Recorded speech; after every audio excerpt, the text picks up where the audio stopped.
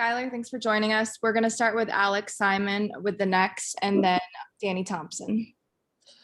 Hi, Skyler. I don't feel as if I need to ask necessarily what your take is on yesterday's college athletics news in terms of the NIL. I feel like you've been very vocal about where you would be. No, I think it started when people hit me up because I didn't even realize that was coming until, I didn't even realize till like the day before or something, I saw something that was coming out and then people started hitting me, if y'all had this back in college, and I started looking it up. I'm like, absolutely.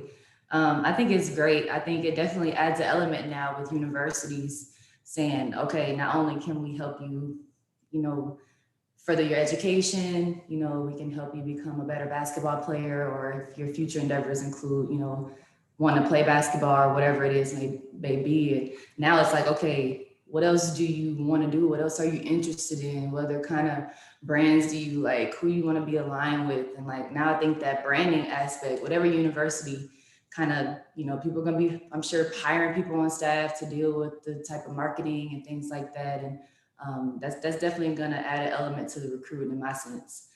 In my opinion. So I think it's dope. Get your coin. I mean, maybe I could have been eating steaks every day instead of McDonald's, in college. But if they're going to use you, it's nothing wrong with being used, but not misuse, use them back. Right. So I hope people take full advantage of it. And I definitely would have when I was in college.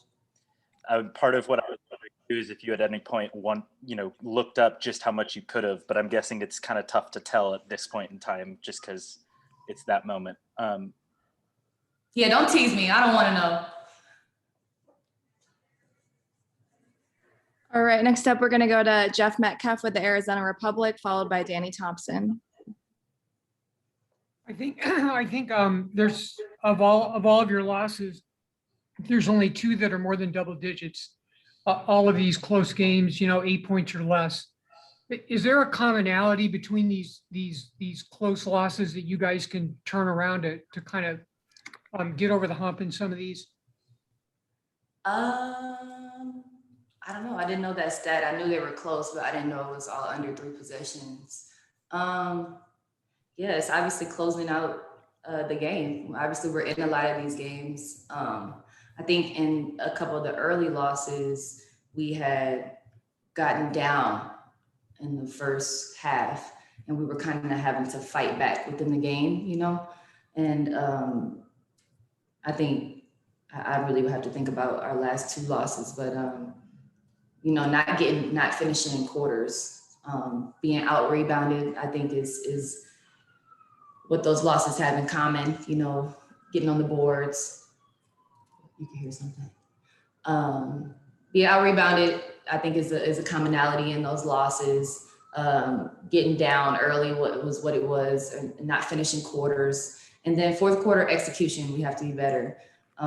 So those things, I think turnovers, and being out rebounded, rebounds, points in the paint, I think those are all commonalities when we talk about our losses. So I think we have enough veteran group where we need to be able to execute better in the fourth quarter. And that's just something we have to continue to focus on and get better at. Also, these next 4 games seem really important, just to not put you guys in too big of a hole coming out of the Olympics.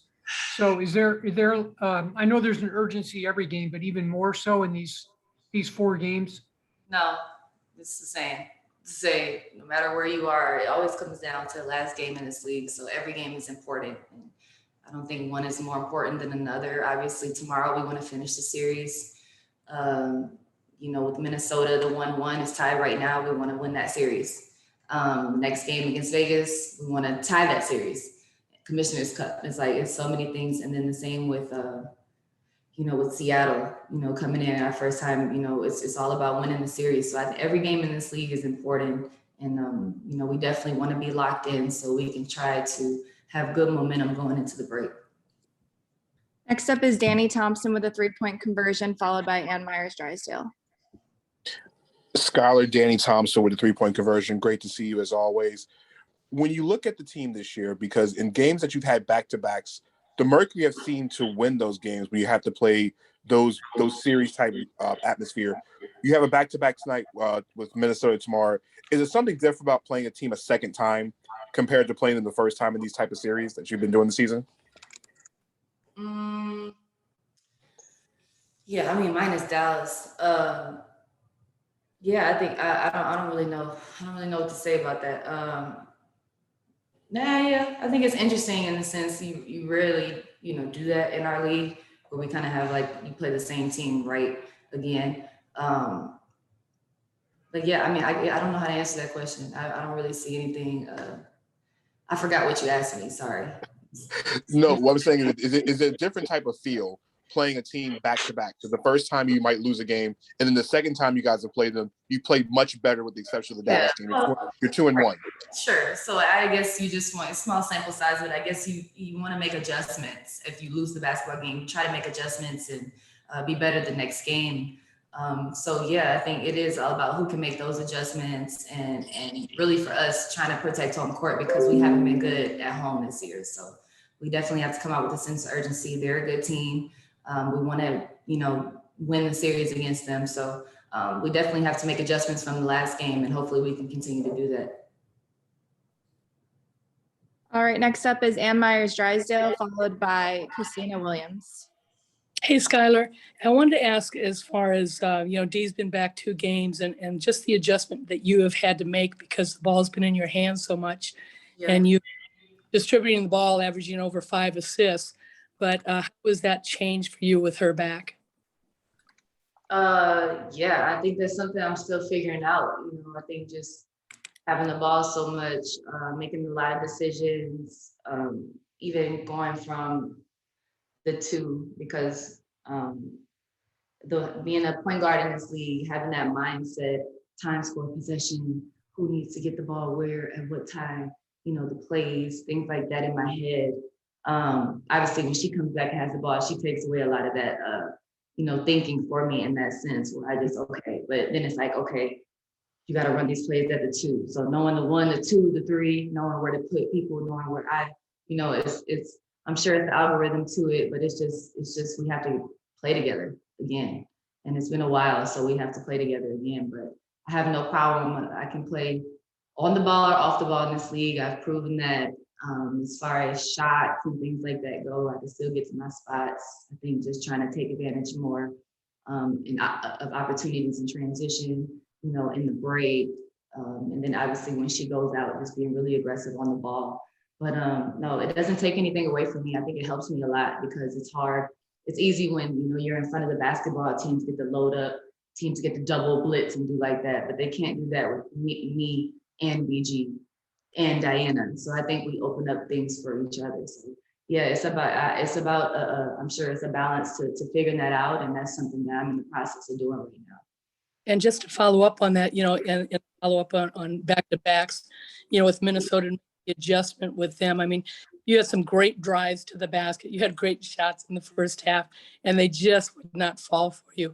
And part of your game has been getting to the free throw line. Obviously an adjustment you make for tomorrow night's game. Yeah, I mean, I led the league in free throws. I lead the league in free throws for a reason. I think even at my size, 5'9" in this league, I like to be physical. I like to be aggressive, and I think that I'm very unique in being able to draw fouls. And so just continue to have that mindset. I'm not trying to reinvent the wheel. I loved all the spots that I was able to get to in the first half. Uncharacteristically missed some in the middle, but that's my same mindset, always grabbing paint and just trying to be aggressive for myself and my teammates. So I'm not going to reinvent the wheel there. I'm not looking for anything to fix in that sense, but just have some focus. I got a lot of those short shots and a lot of those pull-ups in today, and I'm going to keep getting to my spots and not overthinking it. But yeah, more of that, being more aggressive, getting to my spots and knocking some of those easy ones down, and then just continue to try to open up the floor for my teammates and make plays. But really my focus is going to be on the defensive end, seeing what else I can bring to the table there, getting through screens, trying to help my teammates finish with a rebound, boxing out the little things in the defensive end. Thank you. Next up is Christina Williams, followed by Ya Bonsu. Hey, Skyler, it's Christina Williams with Girls Talk Sports TV. This morning, yesterday news broke of Sha'Carri Richardson being suspended from the Olympics for testing positive for marijuana. And some WNBA players have come forth today talking about not only mental health between Black women athletes, but also the use of cannabis for medical reasons in sports. Do you have any reactions or thoughts to the news that happened today and the medical use of marijuana for athletes? I mean, that's a pretty loaded question, Christina. Yeah, obviously I saw the news, I heard the news. I thought it was unfortunate for her. I think that sometimes we look at athletes like superhumans. We think that they don't go through things or, because they're going through things, that means that, or because we're athletes, we can't show those things or have moments or, be human beings. And, I think Sha'Carri is an amazing athlete. I think she's obviously, one of the fastest women in the world. I think it's unfortunate timing. I'll never judge another person of how they decide to deal. As somebody who's dealt with postpartum depression, as someone who's extremely anxious and has anxiety, who's been through those type of things, I would never judge another woman, another person about how they decide to cope with whatever they're going through. And I hate this negative stigma surrounding, marijuana.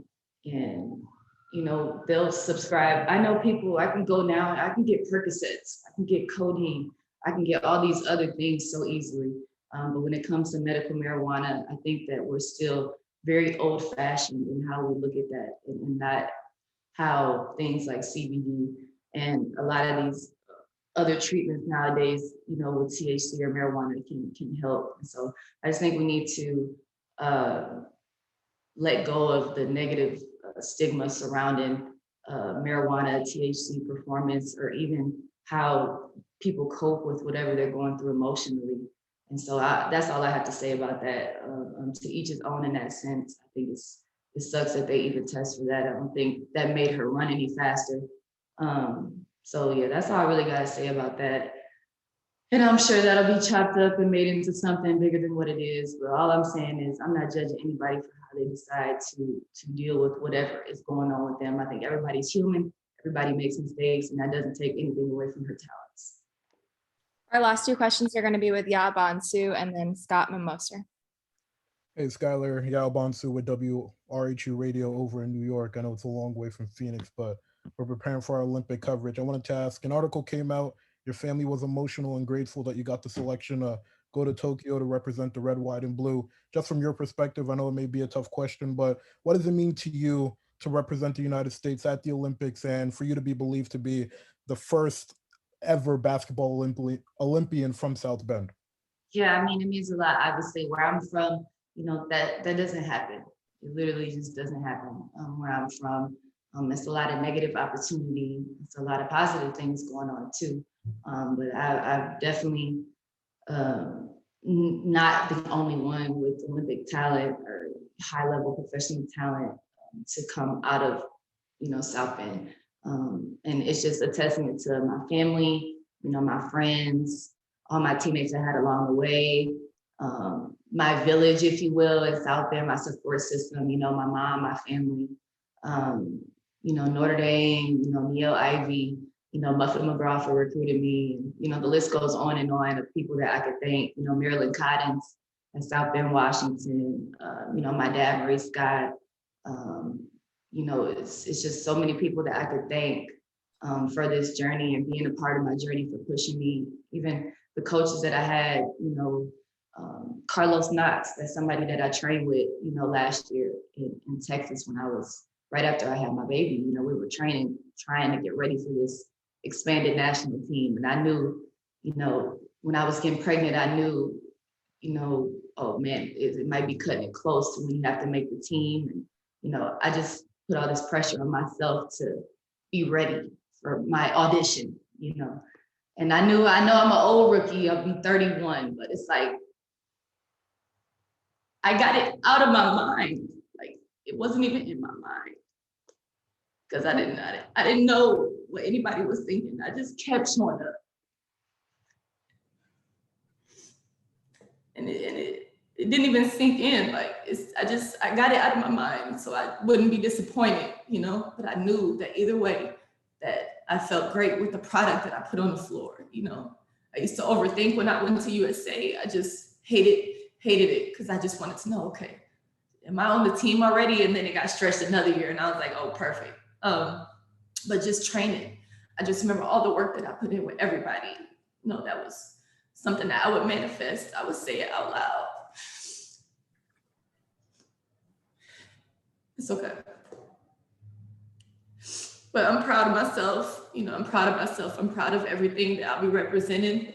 And then I'm proud that my son, he won't be there. I'll be away from him. So that'll be my first time being away from him for that long. So that's something that I have to deal with, but it's just, I'm excited about the opportunity. You know, I'm so motivated.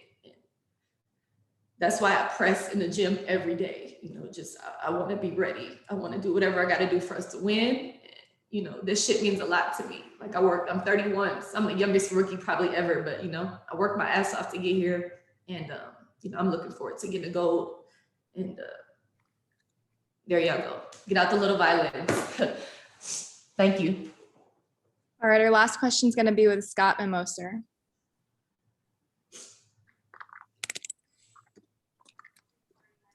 Just wanted to ask some of the things that you're looking forward to for the Las Vegas training camp next week. Training camp, who looks forward to know? You know, I'm excited about being with the team. Obviously, just all being together in one place. You know, you play each other here or there, but I think that'll be my first time with that specific group of women. So just all being together and just putting the time in, putting the work in on the floor. Obviously, you know, that'll be my first time being in camp in a while with Dawn and Cheryl. So just having the whole group together, starting our journey of building, you know, camaraderie and just that energy and excitement, you know, surrounding all those practice games that we have. It's just trying to get into the mode and trying to get the vibes right. So I'm looking forward to putting the work in and just one step closer to, you know, getting to Tokyo. Thank you so much for the time, Skyler.